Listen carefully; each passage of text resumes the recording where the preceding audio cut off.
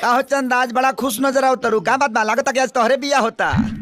यहाँ एगो तू ही हमके देखे वाला थोड़े बाड़ा, बहुत लोग बा देखे वाला। एगो चेहरा के कितना लोग के देखैबू घूम फिर के हमरे लगे आइबू। ए, हमरा लगे मोहब्बत के गम नहीं खे आ तू हमके संभारा इ तरह में दम नहीं खे। ए तोहरा के का अगर चाह दी ना तो तोहरा साथे साथे सब जनी के रस निकाल दे। हट तरह से तो मुँहे लगावल बेकार बा। मुहे ना लगेबू तो मोहब्बत के लेमचूस कैसे। भाभी भाभी। अरे बबुनी कहीं जाता रुका? हाँ भाभी बाजार घूमे। हे कपड़ा में काहे का खराबी बा कपड़ा में? खराबी? अरे पूरा के पूरा इज्जत की बर्बादी है। हाँ? ये तोपत कम और दिखावत ज्यादा है यार। तो चिंता मत करे भाभी, अगर हम दिखावता नहीं ना तो बचावे के तरीका भी जानीला। इस शेरनी जैसा नाखून देखत बाड़ू ना, भौंके वाला कुत्तन के नोच ले का मुंह और का जा ख्याल रखिए।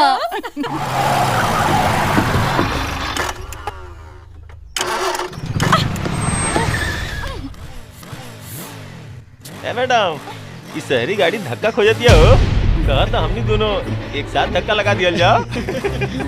गाड़ी में तेल पानी और मोबिल भी साथ साथ में डाल दिया जाए। ये तेल पानी मोबिल सब अपनी गाड़ी में डाल दिया, समझ में आई?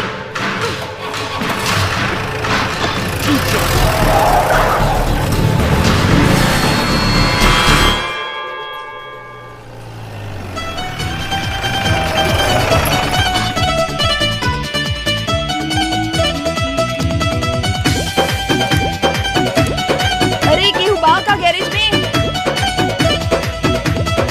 अरे केहू बा?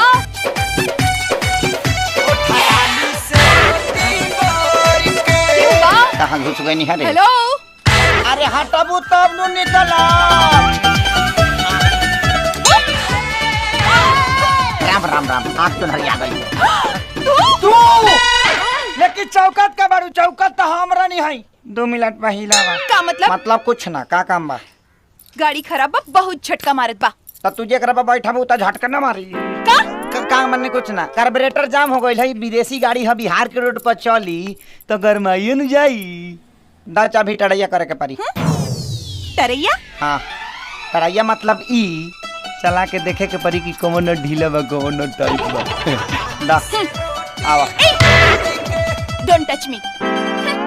एने आवा भाई तनिका के समझावा लो कि छुआला से लइका ना रहेला। जा जल्दी।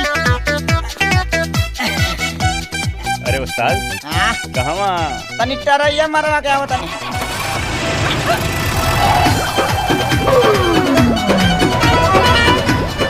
कार्बोरेटर जाम हो गइल बा, बढ़िया से तेल अंदर जाई ना तो गाड़ी ठीक ठाक चली। तो बढ़िया से तेल अंदर कैसे जाई? अब तक खोलिए के देखे के पड़ी।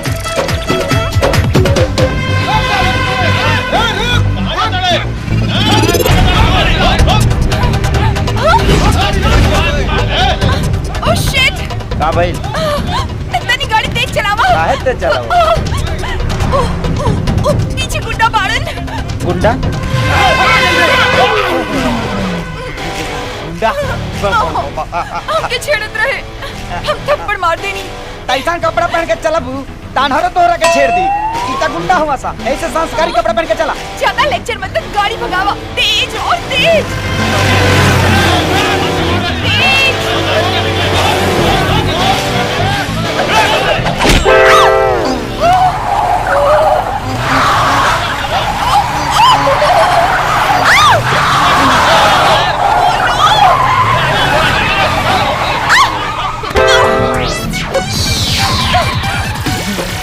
का भाई इनका के त चुला से लइका रहत ला बुका होई।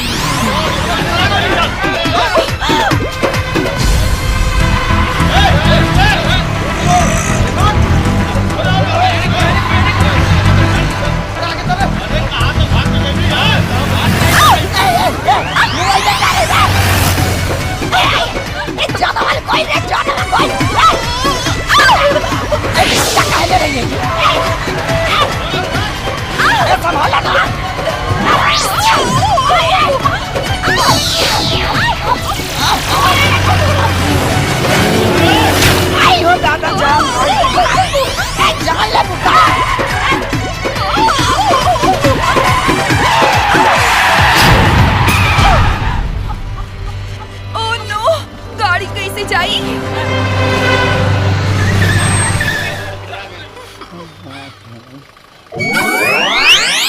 Oh shit!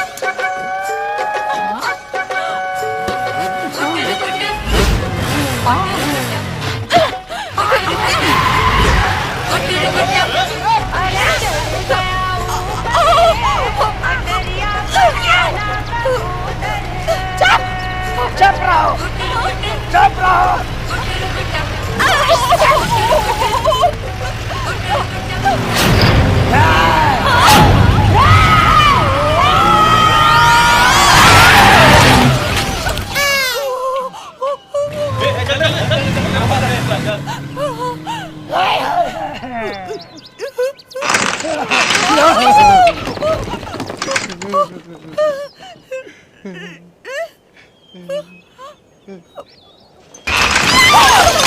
अरे तनिका मत हिलाना ता गाड़िया खाई में जाई।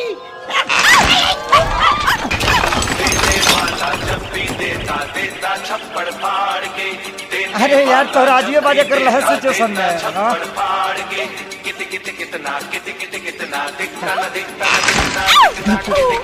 हमारे के नहीं के चाहत हमके मत छोड़ियो। हाँ तो हम का सुसाइड नोट घरे लिख के बनी हम अब मरे के नहीं चाहत रे दादा। हाँ। कुछ करा। हे भगवान ये जंगल में क्या करी। बिल्कुल मत हिलिया, हम उठावता नहीं तू ना।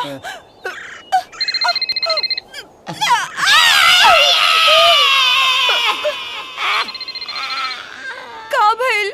मोबाइल है जेब में बा। छी, पहले ना बतावे के। तो हमरा का पता रहते बगली फाटल बा। है न से निकाला है न से।